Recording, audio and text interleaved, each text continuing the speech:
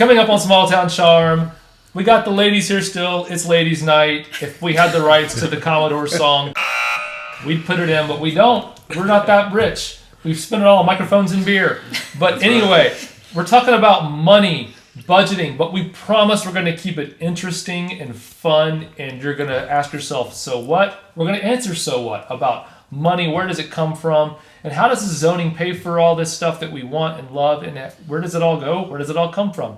All that's coming up on Small Town Charm. Stay tuned.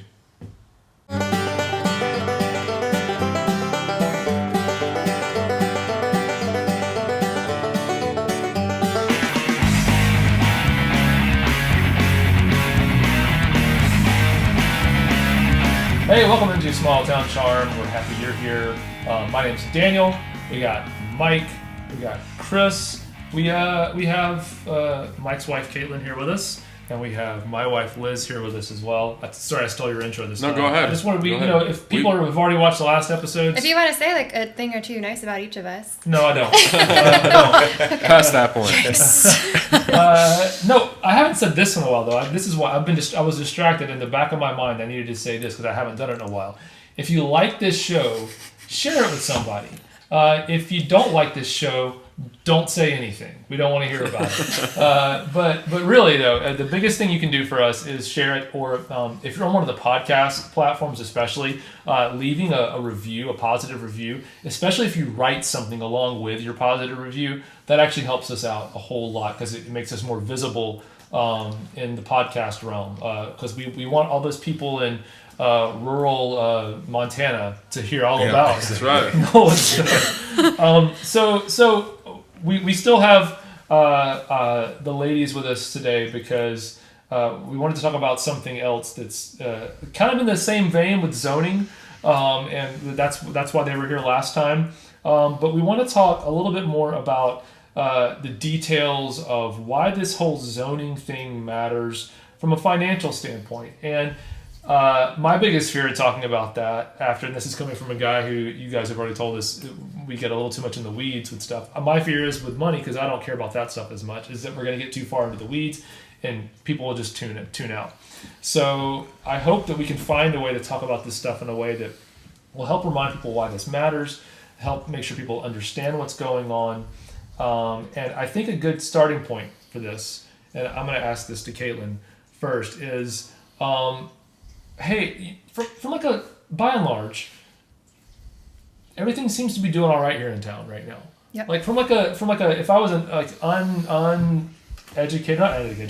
uninterested, I don't care about government going on. I'm just living my life here, got my kids in school, going to work, whatever. Things look like they're going pretty great. Mm-hmm. There might be some potholes. I might feel annoyed with traffic getting out of town every once in a while, but by and large, things are all right. So like, why do we need to do all this zoning, and why do we need all this money? Like, why does this even matter? Yeah, I mean, you're right. We are doing great. We have a very awesome town staff right now. They do an awesome job. They do an awesome job with not a whole lot.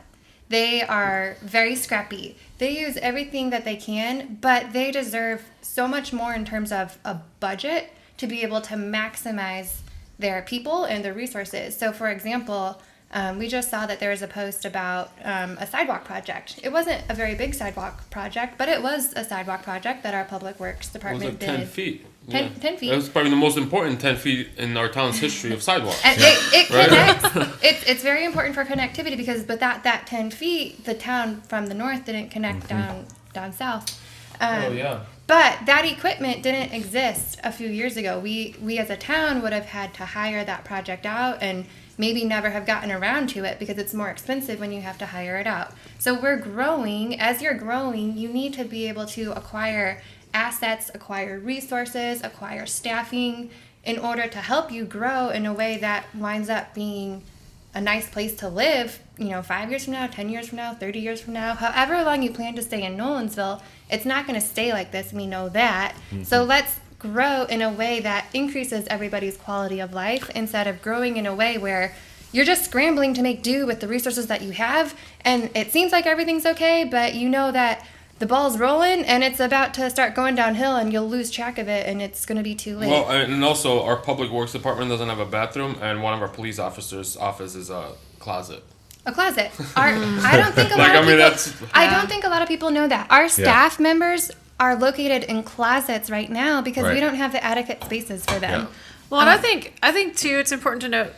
You said quality of life. That doesn't mean something crazy. Like something crazy. It means connectivity. It means sidewalks. It means safe spaces to get to and from the town, anywhere in the town that's not in a vehicle. It means having actual, bathrooms for our public works guys. Or how many times do you go to the park and our parks, the bathrooms are locked? Yep. And There's a porta potty now. There's a porta potty now. I'm a girl, so I don't go in porta potties. Some girls do, but I'm a boy. I don't go in porta potties. But I mean, when I go to the park with my kids and they're potty training and they have to go potty real bad, and we're like, oh, there's a bathroom, run. And we get there and it's locked. Maybe the alternative could be I could have just gone into the rec center and gone into those restrooms.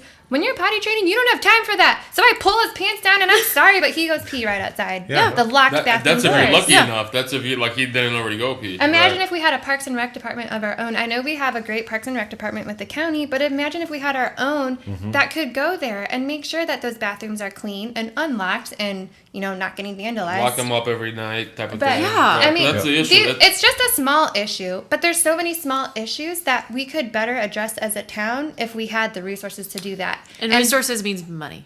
Resources Right. means So- it always means money. money. Yeah. Before we get too far into this, because I think this is like a really important thing, because not everybody, we all have the context of like being friends and knowing each other.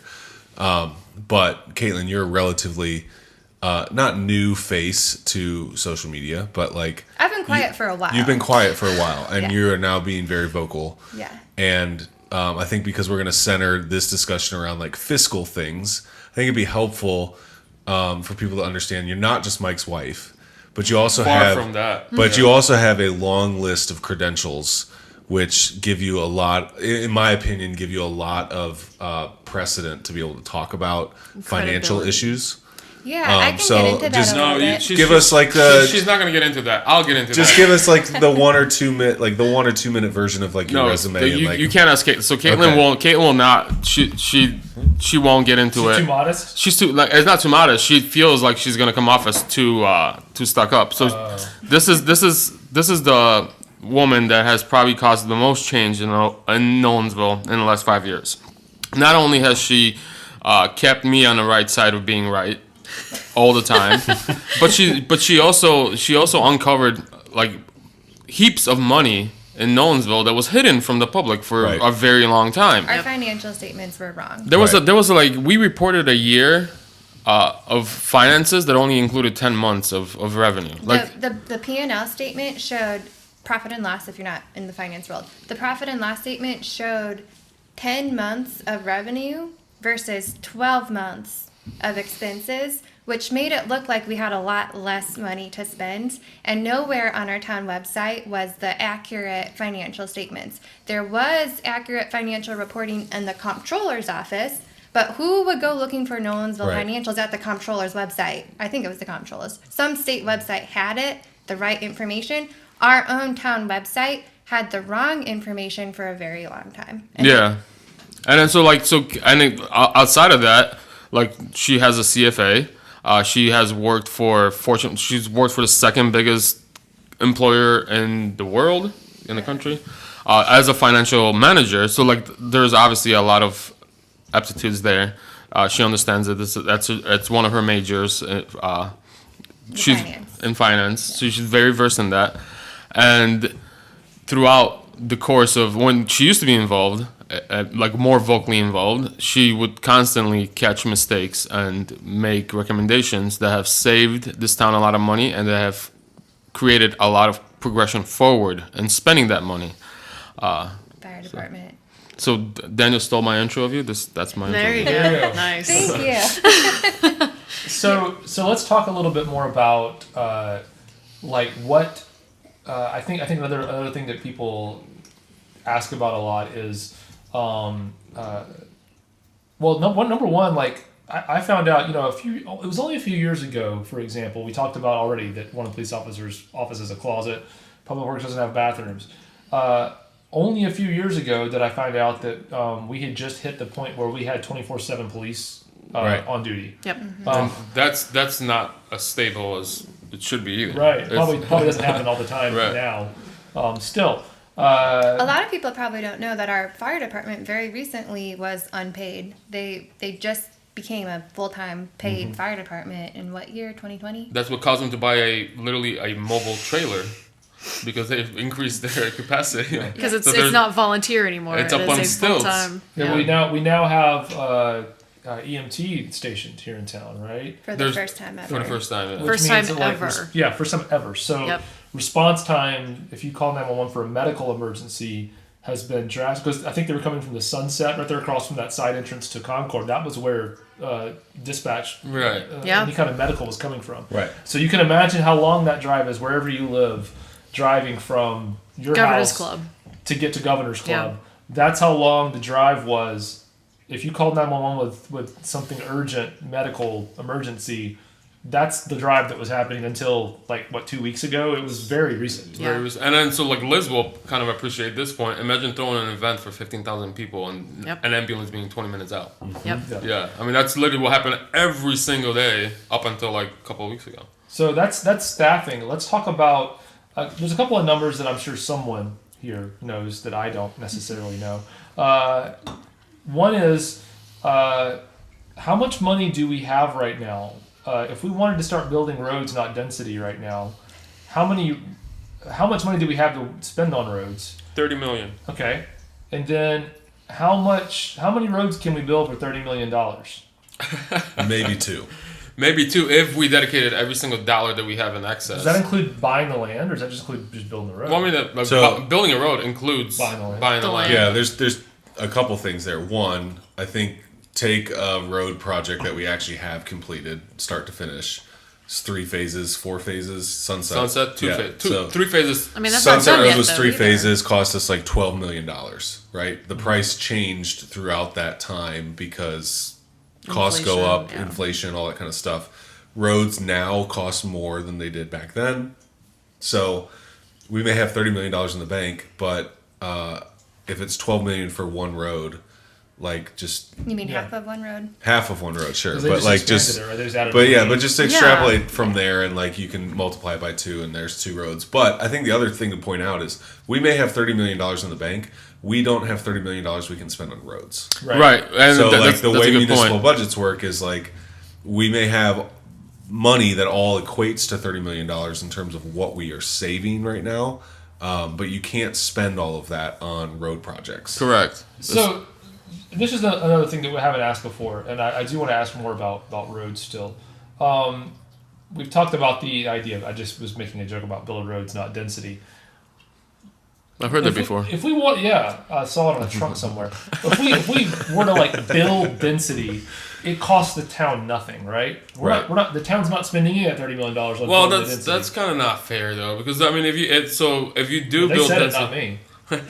if you build roads, if you build roads, there's maintenance, and you have to maintain, you have to service, and you have to replace. So that's your cost. If you build density, you do have to provide public safety. You have to provide public works concept of that. Obviously, if you have access, then you want to provide some type of amenities for the town, parks, and all that stuff. But so there is costs related to both sides. But the difference is that density has been the density piece of that has been proven to pay for itself. So when you build density, the revenue that comes from that not only pays for itself, but it provides an excess typically. So in layman's terms, if you build a road that's a quarter mile long, there's 5 homes on it. 5 homes are responsible to pay for that quarter mile road. If there's 50 homes, then the cost gets spread out, which makes it feasible. Correct. Right? So I think that the one thing that people don't understand, and I see this every time a density discussion comes up, it's like, well, I don't want more people, just raise my taxes. I'm willing to pay more taxes. Our rate right now is 29 cents every $100. Right. Brentwood's rate is 29 cents every $100. Right. Franklin's rate is 43 cents. So there comes a point where our taxes are not as low as people think they are. They're pretty on par for developed towns in our county. Sure. Not the only, but like the one exception to the rule is Fairview has 86 cents. So if you go from one extreme of being low, where we used to be at 15 cents, to the high is 83 cents, there's not a lot of wiggle room. So you have to kind of scale it. Like, we can't just raise our taxes 15 times fold and say, like, hey, our tax rate is going to be $3 now. We're going to be able to pay for everything by ourselves, and we don't need anybody from California or New York coming in here and subsidizing it. Like, you can't do that. Like, the gap between low and high is pretty small. And you're just talking about to fund the things that we've already talked about, like Public Works needs a bathroom, Public Works needs better equipment, we need to build our fire departments. You're just talking about the needs. Right. You're not even talking about extra money for the wants, such as the beautification projects, purchasing additional land to build a park. Correct. So additional walkways. So we can't even fund the needs. So I was trying to wrap up my point of saying we have the exact same tax rate as Brentwood. Brentwood has their own library. They have beautiful roads and they have a ton of amenities for the town that Brentwood went out of their way and like bypassed the county to just get for the residents, right? Because we get parks normally from or our rec center from the county, and we have to kind of wait for them to kind of come in and do this.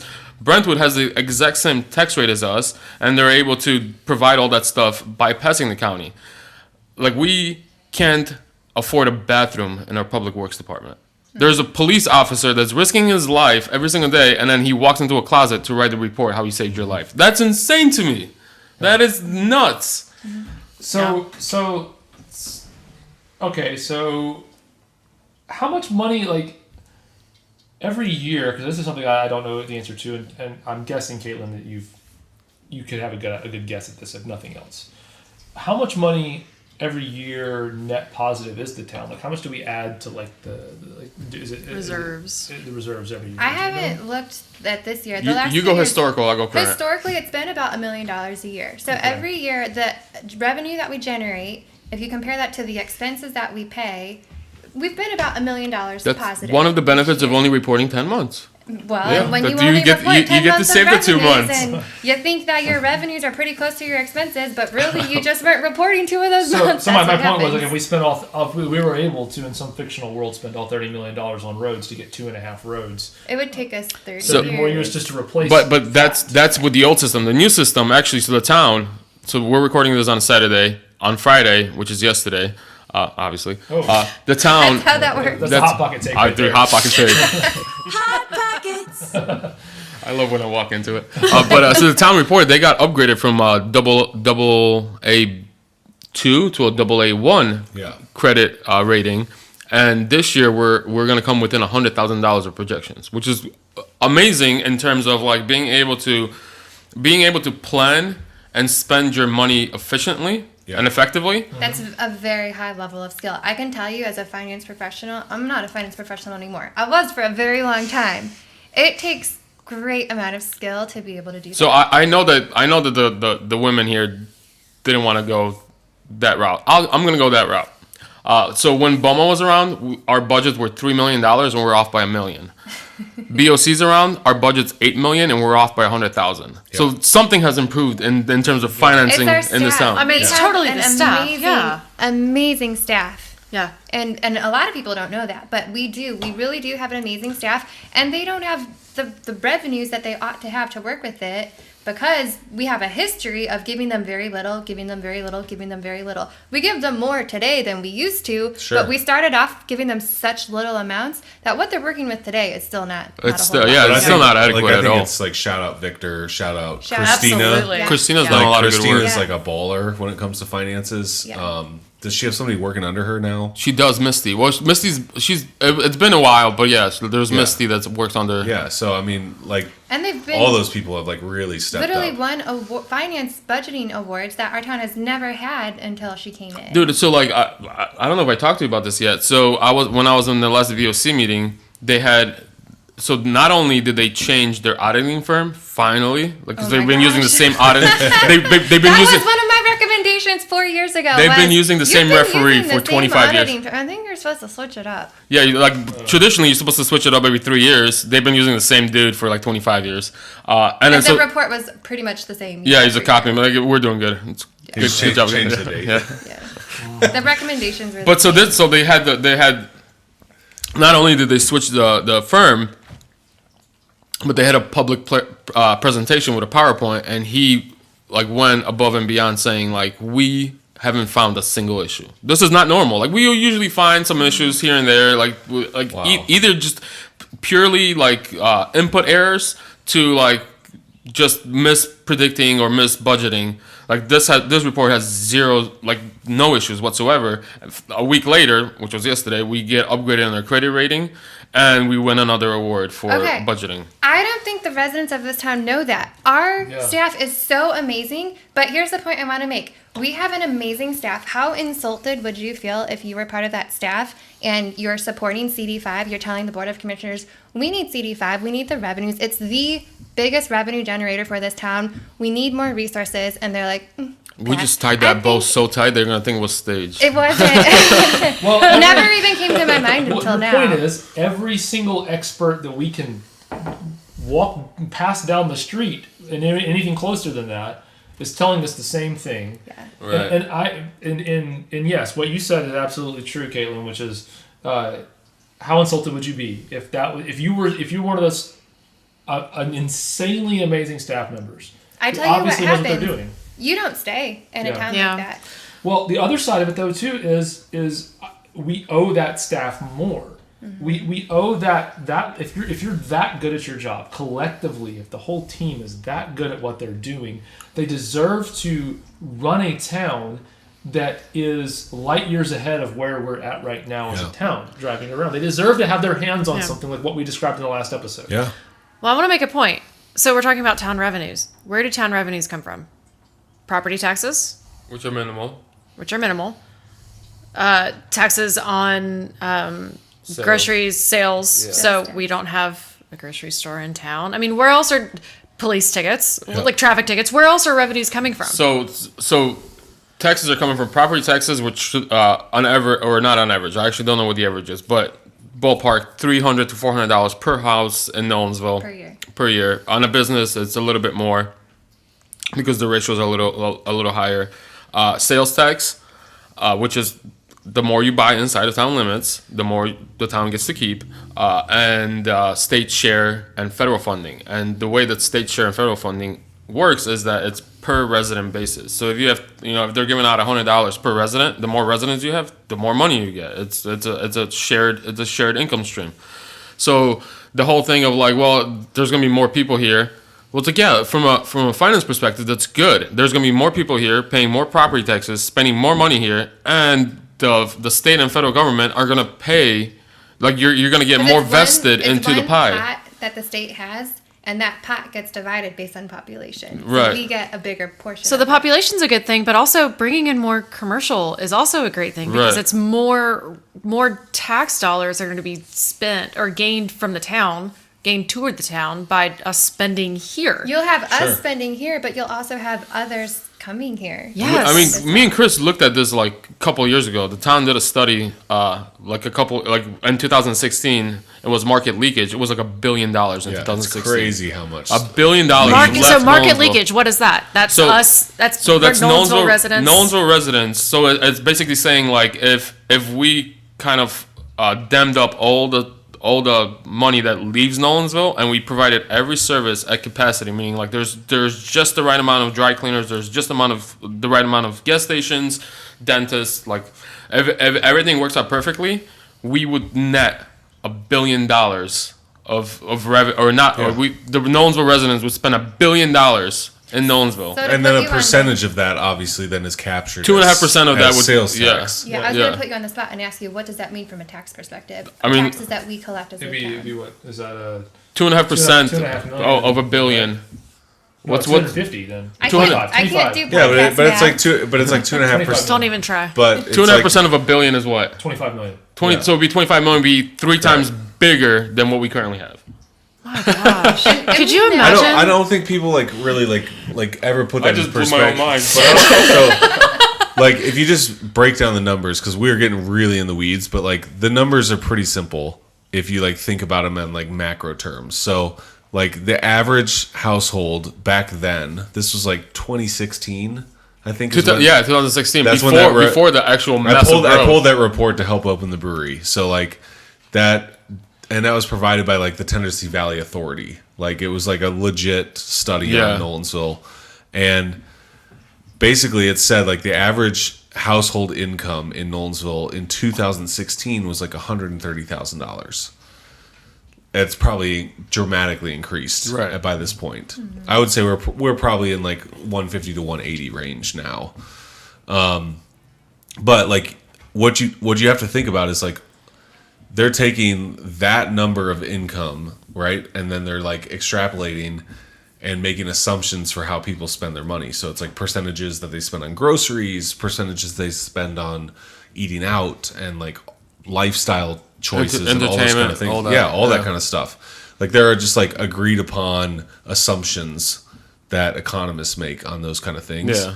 So if all those things existed, if you had places to spend that money in Nolensville, like with that kind of income level, it means this in terms of what's leaving.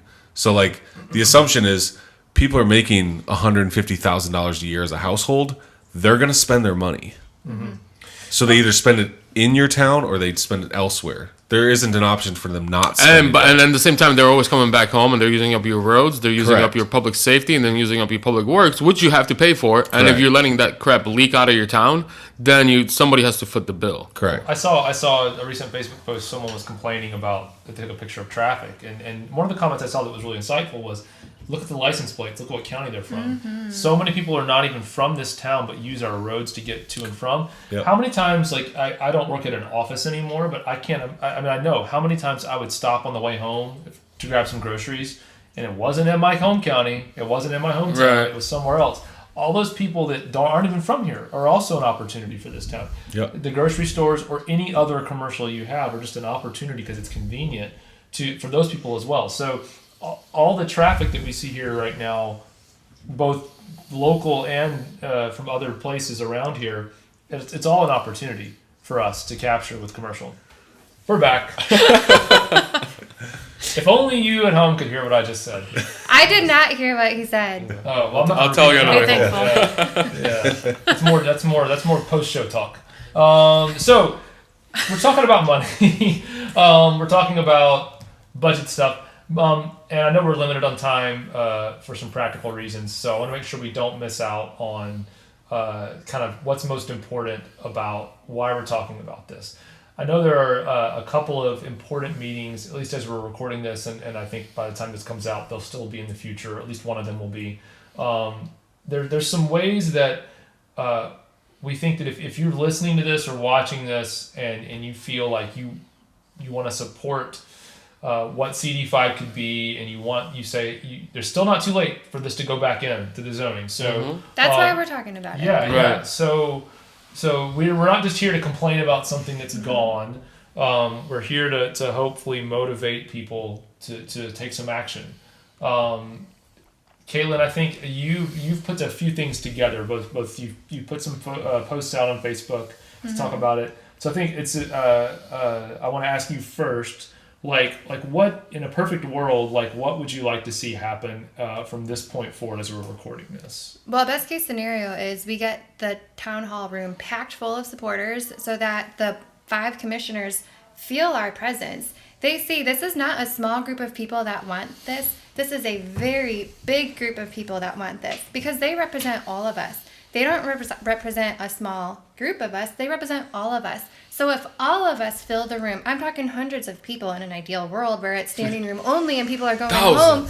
If people are going home because they couldn't even fit, that's what I want. I want to see everybody there. I realize that's not likely to happen because a lot of us have kids to feed, practices to go to, jobs to be at.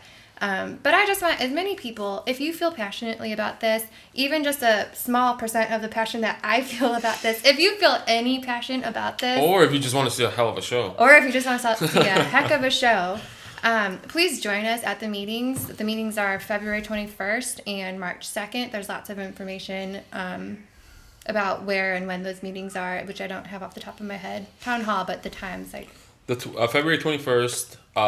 Public hearing starts around 6, but the meeting starts around 4. If you go at 4, you'll be waiting a long time. So right. Show up closer to 6. And then the first Thursday of March. March 2nd. March 2nd.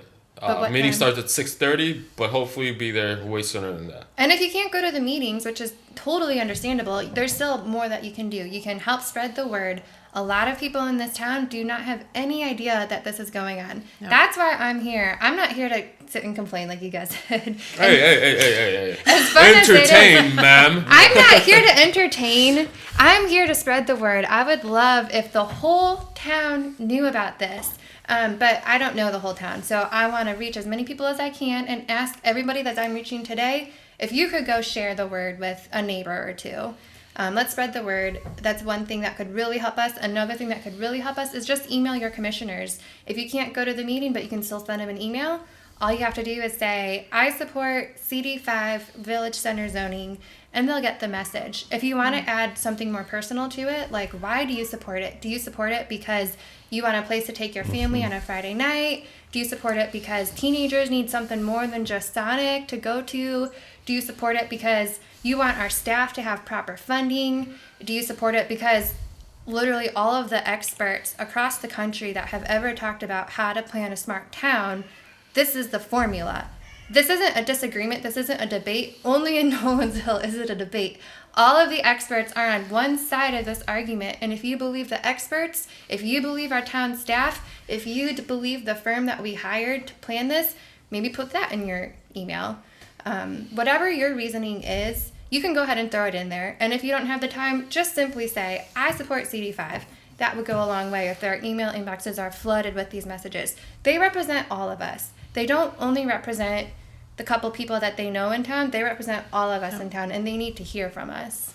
Yeah, I'm gonna add. I just made a note to make sure I do this, but I'll put in the show notes. If you're listening to the podcast, I'll put the email addresses of the 5 commissioners in the show notes, which show up in podcast platforms. And then also, if you're watching the video while Caitlin was talking, I'll make sure to I'll just put the 5 email addresses right there. So you can just send one email just to all 5 email addresses. That's how you can do that. Let them and know. The petition. Yeah. Also, I've recently created a petition. If you could throw that in the bottom. With the URL for the petition. Yeah, it's change.org/wearethevillage. Because we are. When this village center gets built, I'm probably not going to move there because I love the house that I'm in. But we are the village. It's all of us that support this village that want a place to go and gather as a community. Change.org/wearethevillage. It's got the meeting dates in there. It's got the email addresses in there. You can sign your name on there to show the growing support. I just checked. We're at 177. It hasn't even been 24 hours yet. Well, I want to point out too, recently there were public comments from someone in the NAGS group who talked about how they're not just a few of them there,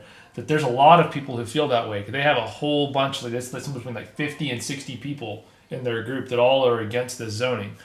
You just mentioned 170 plus people who already within one day want this. Yeah. Right. So it's that same mentality before of because we all think the same way because we're in the bubble. We only hear people we agree with.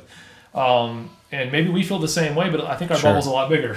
Yeah. And I think the thing too is they've been the people who are anti-density. They've been fighting this for 18 months because the direction that our zoning has been headed in for 18 months has been to this village center. Yep. Right. That's what we've been going towards. Those of us who have supported it, we haven't had to go and show up and change something. Right. That's what drives me nuts. They had to show up to because there was something they didn't like and they wanted to change it. So hold on. So like we're gonna go back to small town charm format here. Sorry. Please allow me back in the car on the way home. So like I hate CD2. I hate CD3. I hate CD3L. I think that those zones are financially insolvent for the town. They also bring big bucks. CD4C brings big box, which I don't think that in 2023 you should be you should not be courting Target or Walmart those types of businesses. Strongly disagree. Right. Those types of another episode. But I don't like those zones. I do not yeah. like those zones. I live in Bent Creek, and like Caitlin said, like I understand that if we build a village, it ain't gonna be over my house. Like I can continue doing what I'm doing within the boundaries of my home. But I've never raised an issue with saying CD2 is insolvent, CD3 is too sprawled out, CD3L is not quite there. Like I understood that there's people that do like that. There's a place and a time for that to happen inside your town. And Franklin has those things. Brentwood has those things. Every town has that country part of their town.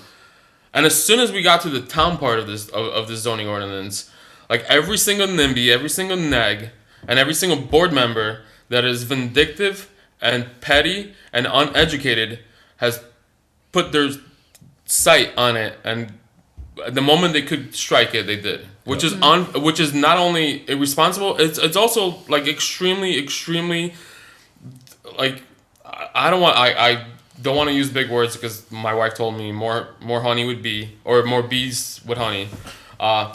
But it has very long lasting effects. It will come back to where I'll play a populist. I'll be the populist in this scenario. Most people that live in Nolensville have come from California, Chicago, New York, New Jersey. Like those places used to be good. The reason why you moved out because they're no longer good. Nolensville is good right now.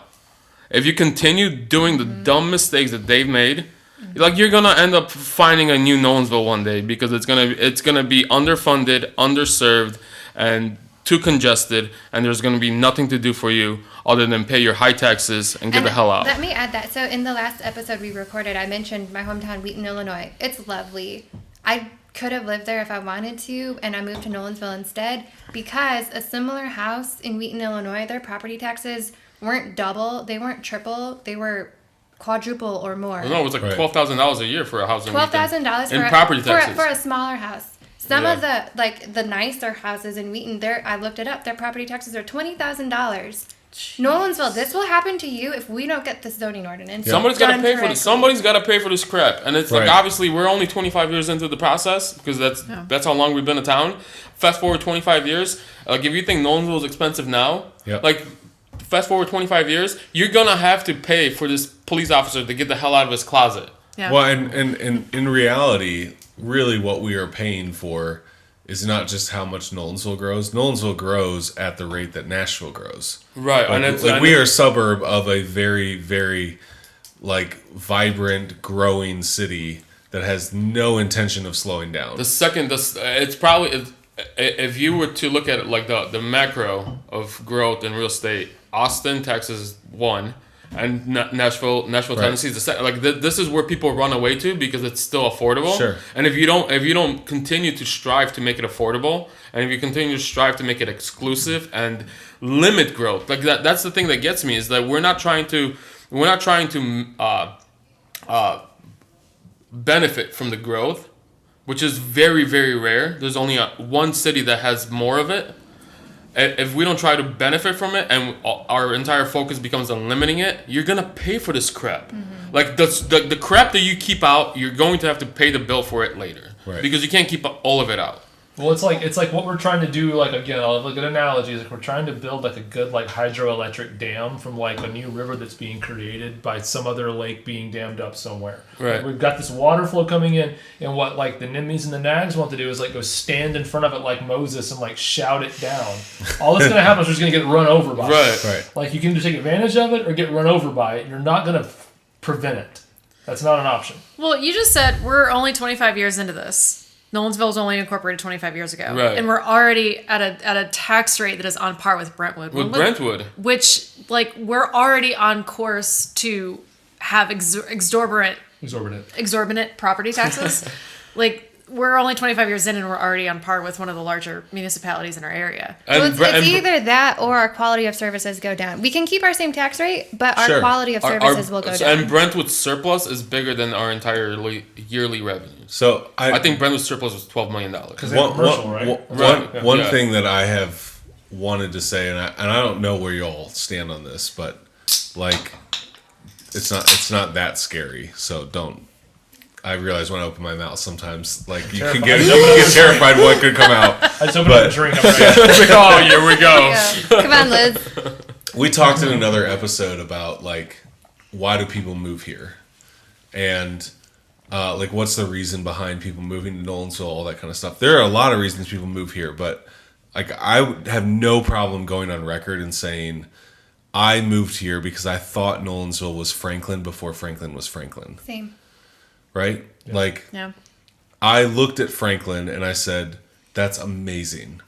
Like, they have everything that I want, but I want to live in a brand new home, and I want to choose to build it And be from able to scratch afford it. and be able to afford it. And like, when I moved here, it was at the bottom of the housing market, and the builders were giving homes away. Like, I mean, it was like, I didn't just pick Nolensville for all the reasons that I'm about to say, but it was also like practical reasons. It was like, they were willing to give me like $50,000 of upgrades to build a home here because they couldn't get rid of the homes, right? So I chose Nolensville over Franklin. But my expectation as a citizen of Nolensville always was, well, I'm going to build a home here. And I know, it's like startup business mentality. It's like, Right. I know that, like, cool, I got a job. That's like the bare minimum. I have something to do every day, and I'm going to get paid to do it. But not everything is going to be peachy clean. That's how Nolensville was to me. It's like, I'm going to build a home here. Not everything's going to be perfect. The roads are going to be too small. There's going to be traffic. There's going to be like a lack of amenities. I have to drive up the road to go to the grocery store. All of that stuff is true. It's gotten worse over the 15 years that I've lived here. But I think that I would gather, or I would go on record saying that I think most people in Nolensville moved here for the same reason. Because they want Potential. it's the potential. They see new homes Yep. and they buy into the dream of, well, I see new homes in Franklin and Brentwood, and so I can get those schools, and eventually this place is going to figure their shit out, and they're gonna build, they're gonna build all the other stuff. Like, eventually this, like, if people really got into the weeds on zoning and all that kind of stuff and realized why we don't have a grocery store, or why we don't have a shopping district, Yep. or why we don't have some of the stuff that Brentwood and Franklin have, they'd realize it's the stuff we're arguing about today. It's like, we didn't argue about people selling their land to build homes. That was never an argument. They let every developer come into town who wanted to. Yep. You want to buy the land and build homes? Cool. Do it. That's what's happened for 20 years. What they didn't allow was people coming in and saying, I want to build an REI and a Chipotle, and I want a Starbucks right next to the Chipotle, and then I want it to be Gigi's Cupcakes, and I'm talking about one specific development in Brentwood, Yeah. right? Or, like, they didn't allow Cool Springs. Right. That's the kind of stuff that we're now debating in 2023. And we are at this, like, the precipice of that debate. And we can either go one direction, which is like, you know what, we just want like a bunch of the same, which is like strip malls that invite business owners who take risks, and then their restaurants have to change their names a year later because, like, they took a risk opening a restaurant. And yes, I'm calling one out right now, but like, they take a risk and they open a restaurant and it doesn't work because it doesn't fit the market because of a lot of other reasons that had nothing to do with whether or not there's like people here with money. Right. And I will say, I love that restaurant. Yeah, we I do too. Yeah, same. I love that restaurant, but like the market and the economy that we live in has nothing to do with money. People have money to spend here. It's all about how the town is developed and the ways in which people go to spend their money. You're not going to entertain yourself and spend a outing on it. Like, you're not experiencing a strip mall. You're going there out of necessity. Take Correct. that restaurant and place it in a village Oh, center. correct. I would visit it more frequently. That If restaurant if would I could- kill in a downtown setting. If I could Yeah. ride my bike there, if I could eat outdoors on a nice evening, maybe have some live music Correct. behind me, I would be there all the time, and he would be killing it. Yep. Correct. He's stuck in a strip mall because that's how our town has been zoned Yeah. for so long. And Correct. because he's stuck in a strip mall, he has an awesome product, awesome staff, awesome sense of humor, and He's it's coming. Well, you touched on something that I think is I was going to mention anyway, and you actually hit it perfectly, which is the concept of like discoverability.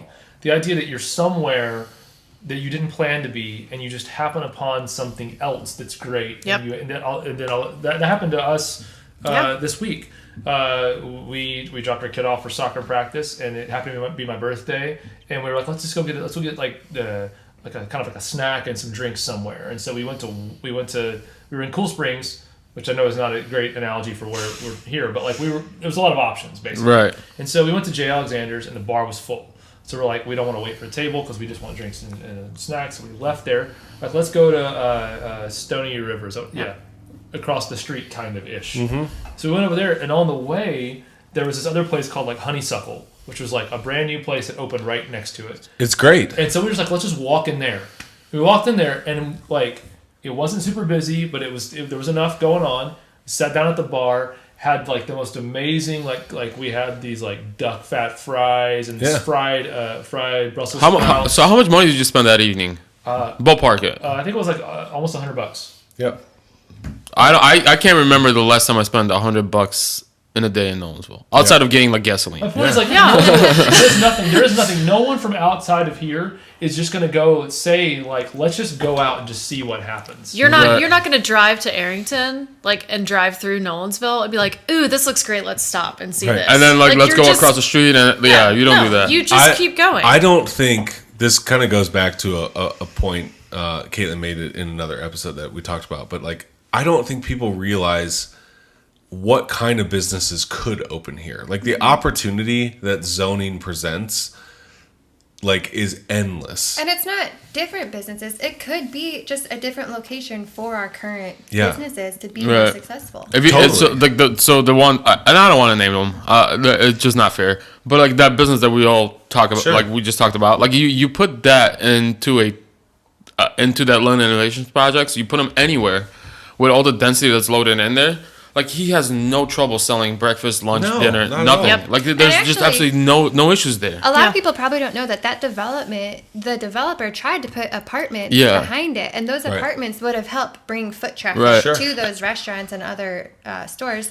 But our town said no, and that's fine. I don't blame the town for saying no, but it just shows that when you don't have all of that foot traffic from all of the people that live right there, it's going to be more difficult. So we're regular people. We have regular lives and we have regular things. It was Daniel's birthday and he needs to head out soon. So we have to close this out. And I wanted to make sure that I mentioned that the reason why Liz and Caitlin are on the show, and obviously a lot of it has to do with the fact that they're married to us, but they're also happen to be one of the some of the most intelligent women that I know. Mm-hmm. So Liz is an incredible organizer, and Caitlin is an incredible, intelligent human being. And I couldn't be happier that both of you are leading the charge of getting to save our village. Because if me or Chris or Daniel or anybody would have done it, we would have gotten way too nitty gritty. And it's because we're kind of too much into the process. We want to talk about the stories, and we want to talk about the density, and we want to talk about setbacks and all that garbage.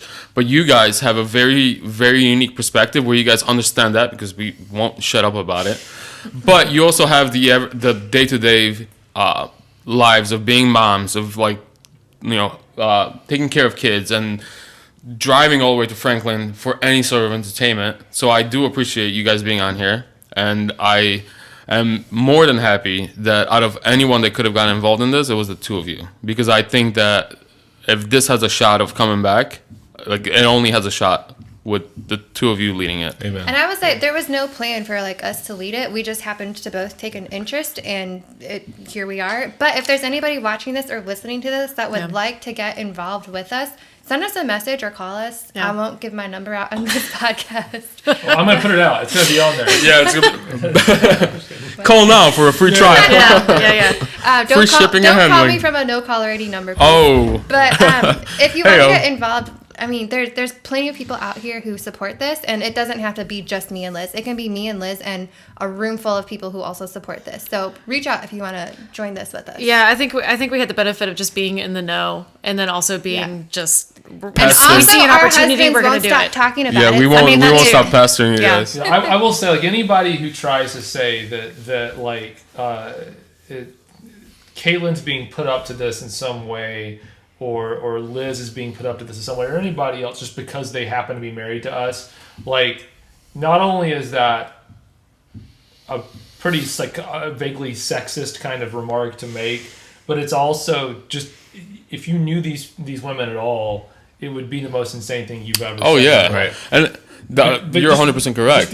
Because to take away anything from anybody because you're just saying that because you know so and so, not like, no, Caitlin knows way more about any kind of like financial, like common sense, but also like financial, like how this all works together than anybody that I know. Liz knows more about how to rally people around a cause and get people to believe in something than anybody that I know. Yep. And so the two of them deciding to do something is only based on their own talents, not on them being related to somebody or knowing something. So if you're out there and you're saying that, you're just wrong. And I dare you to say it to their faces. Because they're also both tougher than any of us. Right, and my end quote would be like, I know that there's people out there that are like obviously driving me insane by saying things about Caitlin. I don't know of anybody that has stood in Caitlin's way and lived long enough to tell about it. So like, she's like, and this is not a threat of me saying like, hey, don't talk crap about my wife before. Like, my wife has beaten down everybody that stood in the way of being right. My dad told me I couldn't run a marathon, and so I did, and I wound up in the hospital, but I finished that marathon. Yeah, that's amazing. And then I went to the hospital immediately after. You do you. Tell me I can't do something, and I'll just try harder. Yeah. All right. I know we've got just a minute. I want to real quick kind of button everything up with some of the logistics. So CD5 was removed from the zoning ordinance by 3 of the 5 members of our of our board of commissioners. By rule, in order for that to come back, one of those 3 no votes has to bring it back up. So that's why we're asking people to be involved in this and to share the support and talk about it. Email the commissioners, show up to the meetings if you can, because one of those who voted to remove it is going to have to bring it back up. We need you. Yep. Yeah. All right, and with that, we will say goodbye. Thanks for watching. Thanks for listening, and we'll see you next time on Small Town Charm. Bye for now. Later.